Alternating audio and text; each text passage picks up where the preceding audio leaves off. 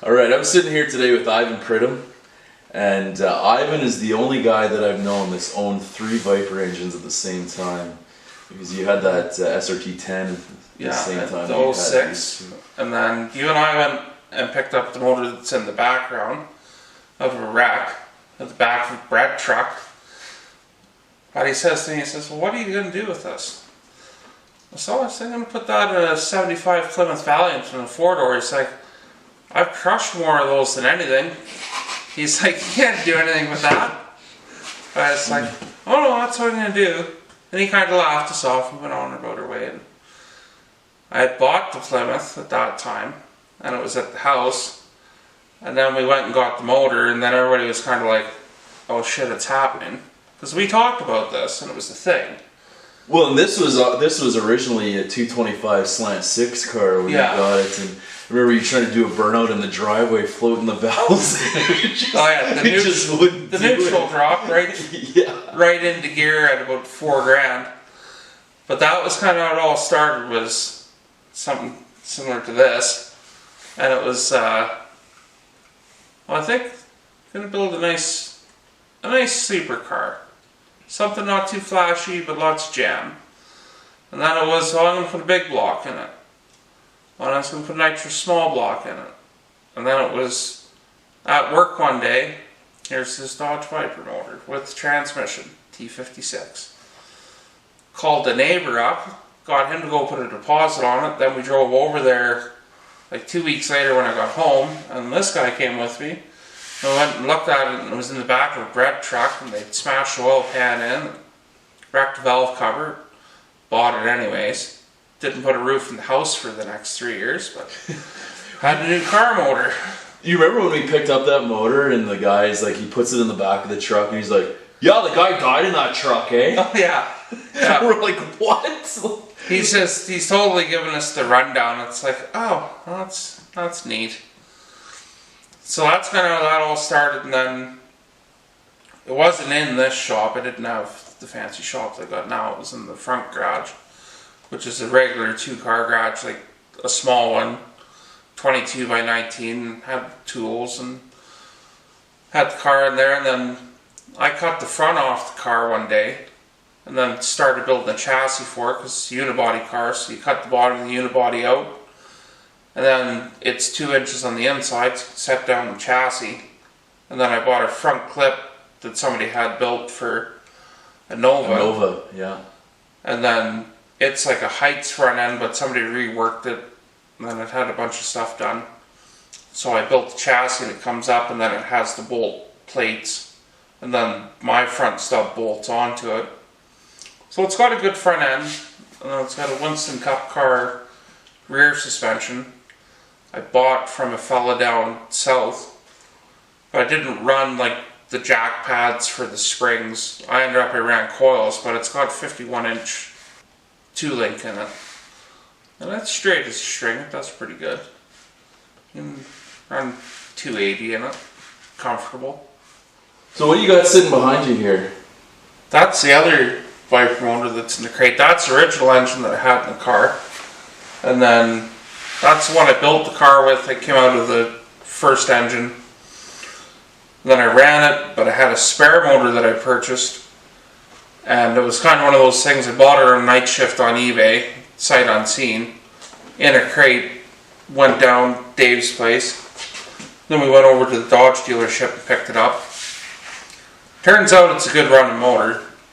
I just switched it this winter, and I started doing a fiberglass 1-piece front clip for the car, and then I had the engine out and reworked a bunch of things, and I got it all. It turned out it runs pretty good. From what I understand, when you were first starting to build this car, there was a lot of negative feedback against this, saying that you'll never get a V10 running, you'll never get it right, and there wasn't a lot of stuff on the internet about getting V10s running. A lot of the guys kept that stuff fairly close. So maybe explain to us how that narrative went, that you ended up programming your own program for this engine, getting it running and all that. Yeah, so the issue that I ran into is everybody either does a small block Chevy or now we're into the LS years, everybody does an LS, or just whatever it came with, a 360 if it's a Dodge, or a 302 Ford, and there's the parts and the information's abundant, you can get it everywhere. So I started poking around the internet, and I got on some forums, and I said, this is what I'm doing, and I got lit up. It was, you can't do that, you have to get a factory ECU, you'll have to do this, it just won't even work, you can't even, not happen. So anyways, I got the engine in the car, built a chassis for it, stepped the firewall back, and then I ran into a V10 out of Dodge for a Viper. Is a odd fire motor, and it's fires in the groups, 2 groups of 5, and they fire together, and nobody seems to have a common computer system that works with it. Like Holly doesn't have it, it's not a regular pattern, but Megasquirt has come a long way, and they have it, and I used an MS3 Pro, and it's set up to run with a V10, but you have to go in and calibrate everything, and I went from wasted spark to a full coil unplug setup, and I did it all in the garage. You got to build the wiring harness, but it's not like Megasquirt used to be, where you would get a bunch of boards and a bunch of pins and solder it all together. It's the black box, but you have to run the computer with it and then build the harness. Right, so you get an ECU, and then you have all your inputs that you have to wire in, and then program it off of a laptop. Yeah, that way, and put all the values in, and then set it up. And because I went to coil unplug, then you have to use extras, because now you want to run 10 coils, 10 injectors, because they run them the way it's set up. Quoty fingers from Megasquirt is to run 5 coils with 2 studs, so you run wasted spark, and then your batch injector firing, so it fires them also in groups of 2. So I kind of one-upped it a little bit.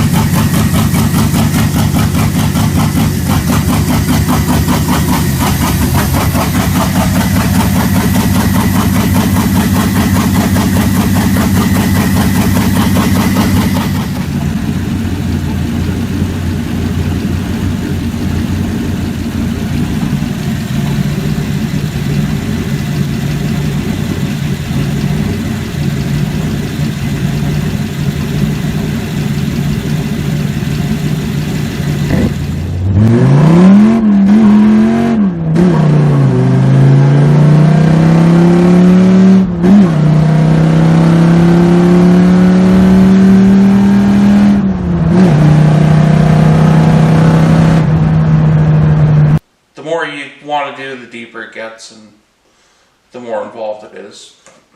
I did do everything in the garage. Did all the wiring, the fabrication, the interior, start to finish, did everything right in a 1-car garage at the house, and it's kind of the way to go. It's not always, it is cheaper, but it's not always easier. right? But it's one of those things, right, where It's always, then you know what's in it. always a constant learning experience, and then you know where to improve from. Absolutely. And phoning people too, right? Like phone around and, hey, I've came to this, and have you seen this, or have you done it? Like there's lots of phone calls with you where it's like, okay, I got to this point, this is what I want to do, what would you do, or what have you done, and sort of work together and work through it. I had a lot of unique challenges to overcome. It's something that's totally different. As far as I know, I don't think there's anybody else that's done a 75 Valiant with a V10 in it. Especially not a 4-door that was originally a inline 6 car. Yeah. And that truck arm or 2-link suspension that's like a cup car, originally came from a 60s Chevy truck design, and it was adapted into NASCAR, and then it was adopted, and that is the standard for them. Obviously, it's vastly different from what it started out as, but that same design, the geometry for the arms, and that's what I used. And a lot of people were like, "Oh no, no way, no how, wouldn't do it. It'll never work. Put a 4-link in it," but it works. It's straight, rides nice, has lots of launch. It's all in all, it turned out. And you don't have to cut all the back seat. It still has a back seat because your arms run, because they're 51 inches long, they kind of run on an angle like that. It's where you tie them in the front.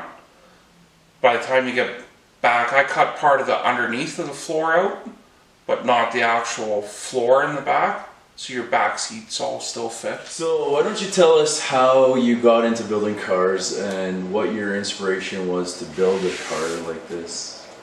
Well, growing up where we lived, down the road there was a couple fellas. The one guy lived there and the other guy was a friend of his. And they were into 67 and 72 Chevy trucks when they were big. And the one guy there, he was a marine mechanic, and I hung out with him quite a bit, and he was pretty steady building stuff in the garage, and you know, it was the same kind of thing, just doing stuff a little bit at a time, doing it by yourself, and kind of really took an interest in that. And there was a couple people growing up, stock cars were kind of big around where we were in Ontario, and you know, you would see like there was people that lived up the road, Dad's friends, and they had stock cars. And there was a little bit of it around, but we never had any money to do any of it, and so it wasn't something that was attainable.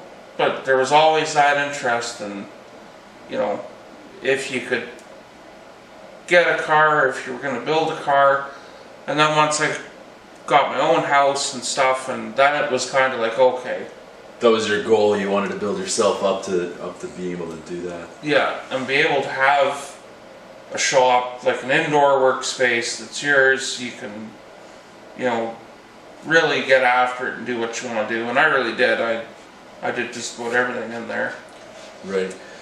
So you can say that your early influence from stock car racing influenced the build on this, especially with the cup car chassis that you built in the back of this car. And yeah, that's always really been a strong interest of mine, and it was one of those things where you didn't really plan it, but it happened. It's like, I know what I can do here. Right. And you know that it works, you know that you can go fast on it. Drawing from your past knowledge of what you were exposed to. Yeah, and so that's kind of how that all happened. But building a car never really was a thing. The lead up was to get a house and to have a garage, and to, you know, lots of people haven't done that, but that was one of those things for me. If I started something, I really wanted to be able to commit to it and to know that that workspace was always going to be there, kind of thing. Right. So through that progression, tell us about your career path a little bit, you know, short Coles Notes version of how you ended up where you are now. Well, I ended up, when I got out of school, I went and worked on equipment was my thing, and I got into working in a rock quarry, working on crushers, and operating machinery. And then in that line of work, you did all your own mechanical work, rebuilding gearboxes and welding and building and fitting and fixing things on the fly. It was you know, if you could think of how to fix it, you could go ahead and do it. There wasn't a book with it. And then I got more into finished dirt work and into earthworks and worked my way up through that. And then I had an opportunity to get into crane, and I got into crane operating and got my red seal ticket and all those things. And starting from the bottom up and working up kind of allowed me the position to be able to, you know, secure your own house and have that lifestyle where you could do things. Right, so stability in your lifestyle and attaining the goal that you wanted to be able to do what you're doing now, obviously building really cool cars, plus having a bit of a mechanical background to be able to understand and approach it from a professional point of view. Yeah, and you know, as a kid growing up at home, we fixed all our own vehicles. Right. We fixed them all right in the driveway, and Dad was a welder and a fabricator, and you know, he was the guy that if it was broke, he'd fix it, and you know, didn't really have, you know, definitely wasn't a licensed mechanic by any means, but He didn't pay for something to do that he could do himself. exactly. And you know, even when I was 3-4 years old, we were out in the gravel driveway underneath the car and rolling around and checking it out and passing sockets, and you know, pretty young age started working on vehicles with Dad. That's kind of really where that mechanical aptitude came from, was time spent with Dad building stuff. Being exposed to that at such a young age and Yeah. building from it, building a good foundation. Yeah. And even in high school, like taking full machine shop courses, I was fortunate enough, I had a friend growing up, his parents owned the only machine shop around. I used to go work on their farm, and in exchange for so many hours, I would get so many hours in the machine shop, or, you know, one specific thing that, okay, you bring that down and I'll help you figure it out or machine it, or, you know, building a go-kart and he'd help you build a drive line, and this is Right. how you line up a clutch, and this is, you know, I was pretty fortunate to get to do that stuff. So this is about the third rendition that you built of this car. Originally it had the inline 6, and then you got it running with the original, the blue engine that you got behind you. Now you've got the new engine in it. You've done a bunch of body work to it. You're about 80% through doing the body work. So after you've got this car done, what's next? What are you going to do to... Oh, I'm gonna get this one all finished up. I got a fiberglass clip for it, and like, it's a good running driving car. All mechanicals all sorted. There was a solid year of just working through all the little bugs. But I can get it all finished up, and then I think I'm gonna go Pro Street. Oh yeah? Yeah, I'm gonna go full blown 4-link, tubbed out, no back seat, flat firewall right behind the driver's seat. Like 33 by 21 slicks, the whole deal. Blower, big rowdy cam, like Full send, everything. oh yeah, the roller skate wheels in the front about that wide, the whole deal. Yeah. No cornering. No cornering. I want to go with the McPherson strut style front end, like a Pro Mod style suspension. Full of street legal race car. Oh yeah, absolutely. That's awesome. Yeah, and if I don't go with the big rowdy blower, I'm gonna get right in the nitrous bandwagon. Oh yeah? Yeah, I think that's my next move. And this thing will drive nice, goes fast, do about 280, but I really want something that looks the part. Yeah, something it's loud when you drive it around visually, and Pisses off all the neighbors. yeah, the whole deal. Nice. Yeah, all things Pro Street. Nice. So I don't know what it's going to be yet car-wise. I don't know if I want to go back farther into like the 40s, 50s, or if I want to actually get even ahead of the 70s and maybe go into that early 80s sort of body. Right. I haven't really figured that out. I'll probably still end up with Mopar one way or another, but So you're a Mopar guy through and through. yeah, pretty much. I've had everything from the 84 Fifth Avenue. I had a 93 Cummins Dodge before they were cool. 07 Dodge truck. Then I had an 06, the SRT10. A Challenger. I've had this one. 2010 pickup as well. So, pretty committed. But I don't know what I'll end up with though. If I could find the same car in a 2-door, I might go that route as well. just to have a 2 and a 4. That's cool. Yeah, but definitely a 2-door, definitely 2 seats, no back seat, no shenanigans. As much fiberglass as I can pile on it, and go for broke, I think. Cool. Would you do another V10 or would you try something else? I might do a V10 just because I got one. But the thing with the V10 is if you blow it up, it's a big ordeal to deal with it. If you do a new style Hemi, even if you stroke it, you know, even if you spend $3,000 on a bottom end, if you put it out on the asphalt, you can go down and get another one. Right. These things aren't just growing on trees around here. Yeah, there's not very many Vipers up here. Not in our area. And there's not a lot of support for it. Like, I've had to call down to the States to try and get pistons, and they have to make them. There are off the shelf ones, but to get them up here with the exchange, you're starting to talk the kind of money that'll buy a whole rotating assembly for a small block. So right. Yeah, it's fun for just driving around, but if you really want to turn the wick up on something, definitely different, but the money can go into different places on a Hemi.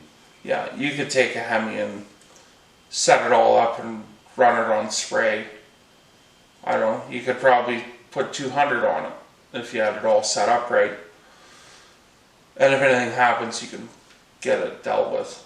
But that motor there, it's just it's too risky of a proposition for the average guy just to blow one up. And it's already 500 horsepower stock too. So. Well, yeah. So it does the trick for out in the street there. It does what you need it to do. Yeah, it's all right for the 4-door. Yeah. All right, well, we're going to shut our interview down from there. It was great to see you. I don't get to see you very often. Yeah, these are rare times. These are rare times. Not as often as we used to, because now I live 4.5 hours away now. Yeah. But we'll shut it off there, and we'll see you next time on Home Build Heroes. Good evening. If you've enjoyed this video, like, comment, and subscribe. There's going to be a lot more great content coming from this channel, and it's only going to be getting better from here. Let's hang out in the garage.